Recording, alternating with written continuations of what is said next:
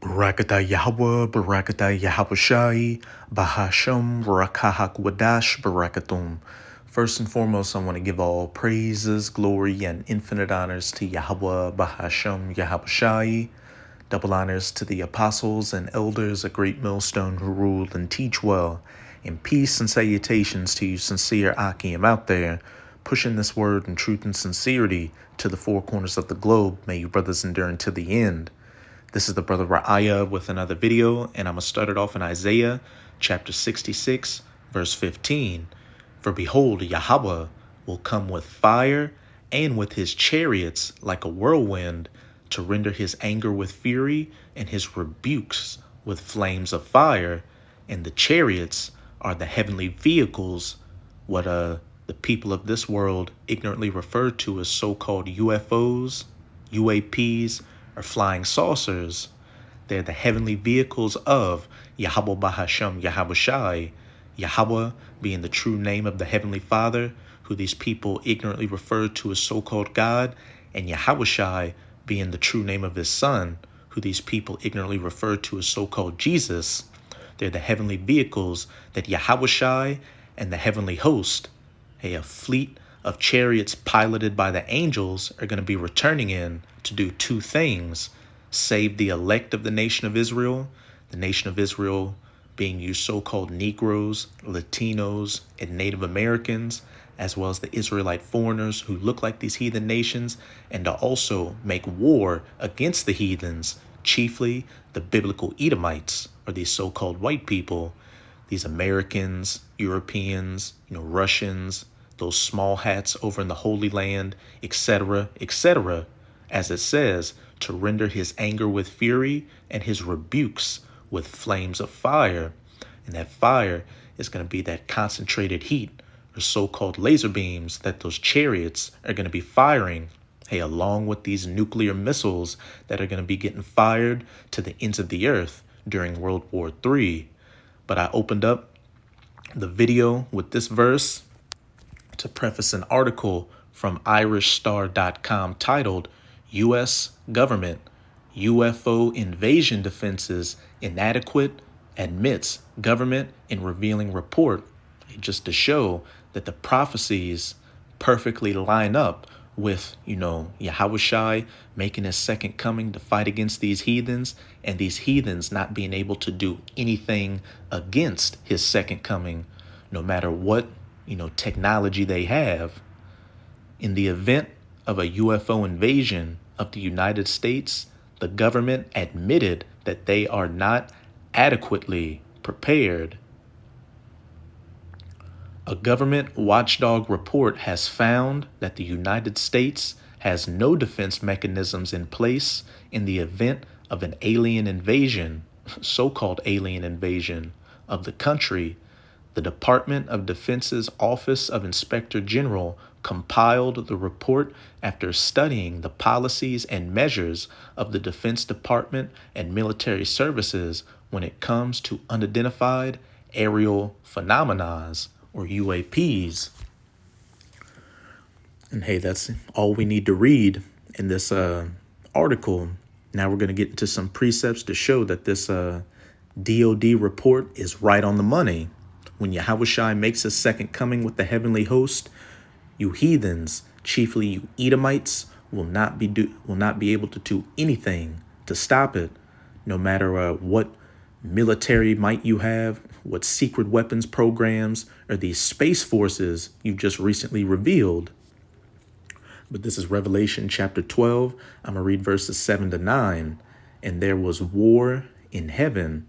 And that war in heaven isn't talking about the spiritual demon Satan or the fallen angels, going to war against the Most High in the spirit world. That's just a fairy tale. What this is talking about is Yahweh Shai's second coming to fight against, the heathens, chiefly the Edomites, because there are three heavens according to the scriptures. The first heaven, which is our regular sky, the second heaven, which is space, and then the third heaven, the spiritual realm where the Most High dwells. And this war in heaven is going to be taking place in the first heaven and low orbit space of the second heaven, where Esau Edom has his satellites and other space platforms. Michael and his angels, because the archangel Michael is also going to be returning with Yahushai. Michael and his angels fought against the dragon, and the dragon fought and his angels, and that dragon is Esau Edom's current power structure, this last leg of the fourth beast in Daniel chapter 2, those iron toes mixed with miry clay, the NATO EU system that the US is a part of and at the head of, the reincarnated Roman Empire, which, when you go up to the first couple of verses of this chapter, it talks about that great red dragon that tried to consume the woman's man-child. And what's that talking about?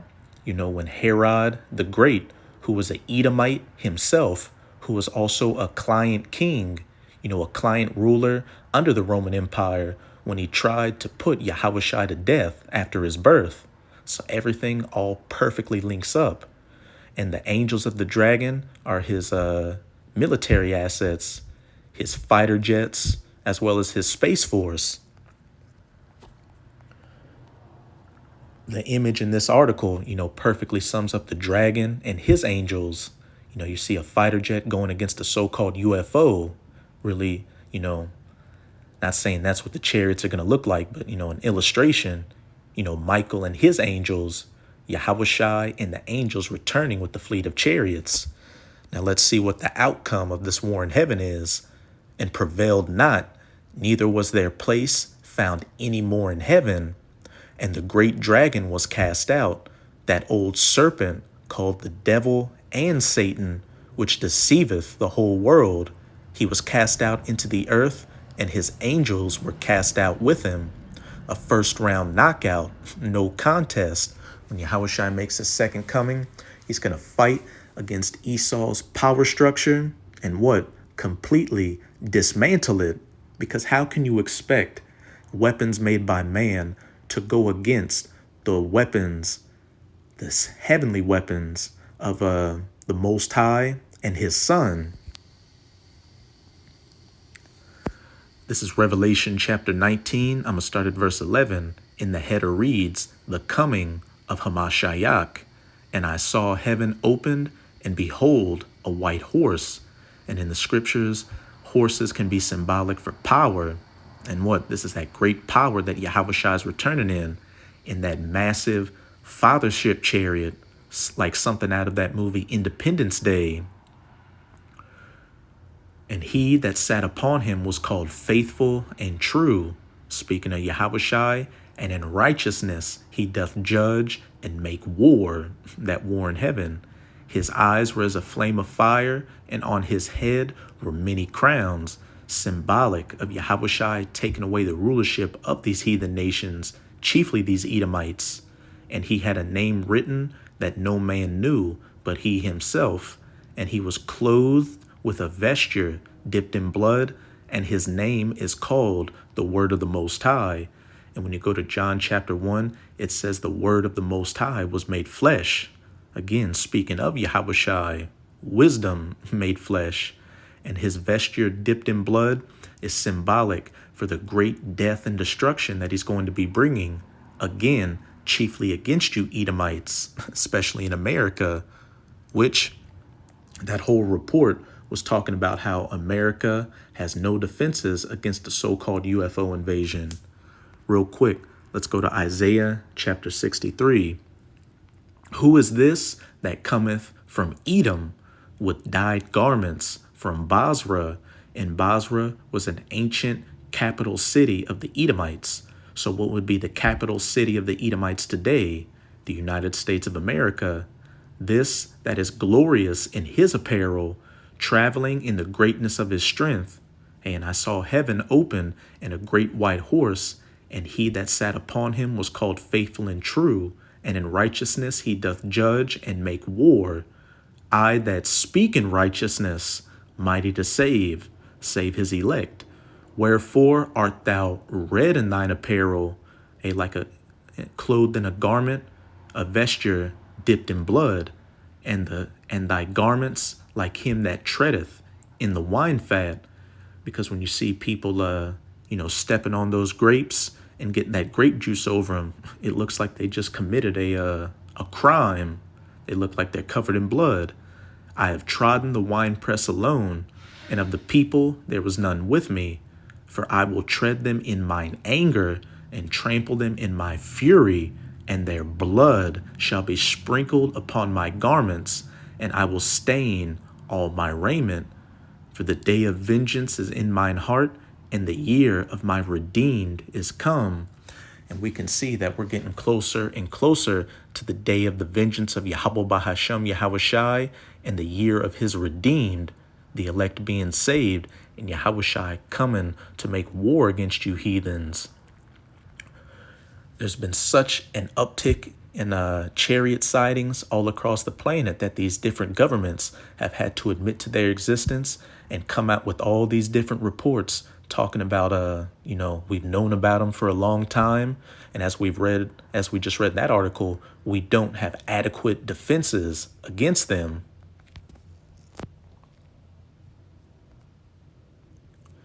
And he was clothed with a vesture dipped in blood, and his name is called the Word of the Most High.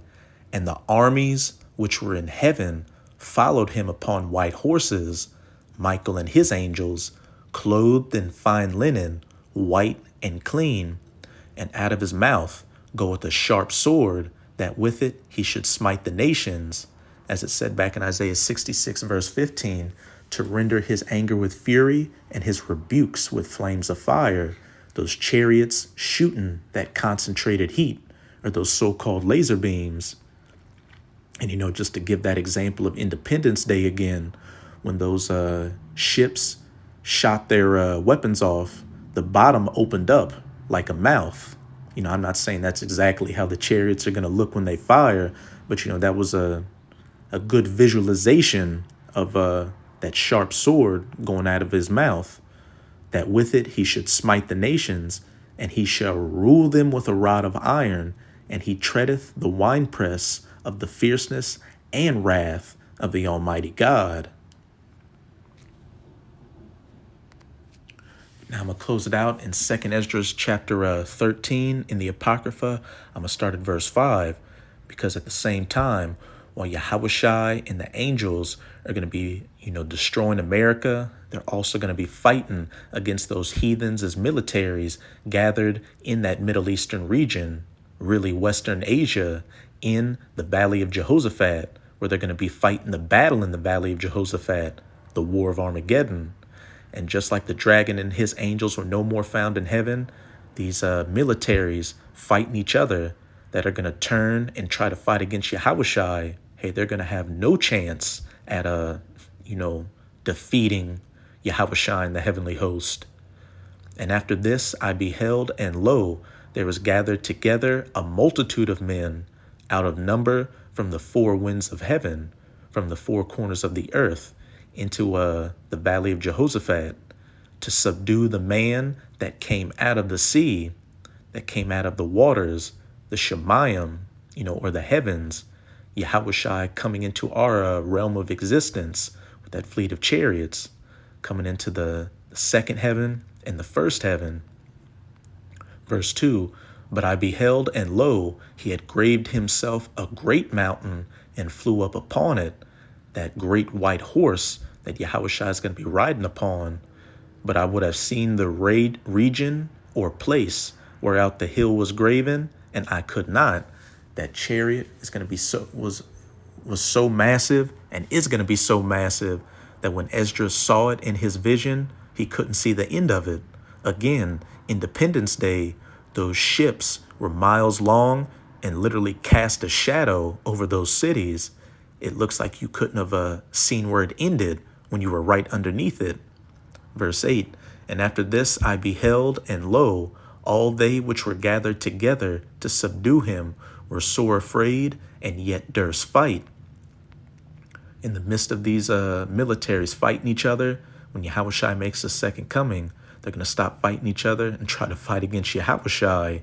And lo, as he saw the violence of the multitude that came, he neither lifted up his hand, nor held sword, nor any instrument of war, but only I saw that he sent out of his mouth like that sharp sword, as it had been a blast of fire, and out of his lips a flaming breath, and out of his tongue he cast out sparks and tempests, that concentrated heat, those laser beams, and they were all mixed together, the blast of fire, the flaming breath, and the great tempest, and all fell with violence upon the multitude which was prepared to fight, and burned them up, every one, so that upon a sudden of an innumerable multitude nothing was to be perceived but only dust and smell of smoke.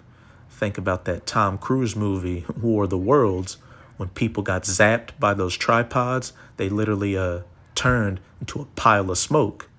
When I saw this, I was afraid. Point blank, period. These articles are perfectly lining up with biblical prophecy, which again just goes to show us that we are close to Yahweh's second coming, the day of his vengeance, and what? Him saving his elect, the year of his redeemed coming. So that's it with this video. And with this video, I hope your sincere Akim and Akwath were edified. Just keep strong. We're almost out of this final wicked captivity of the heathen nations, chiefly of the Edomites. And as always, I'm going to say Abad Babal, Kwam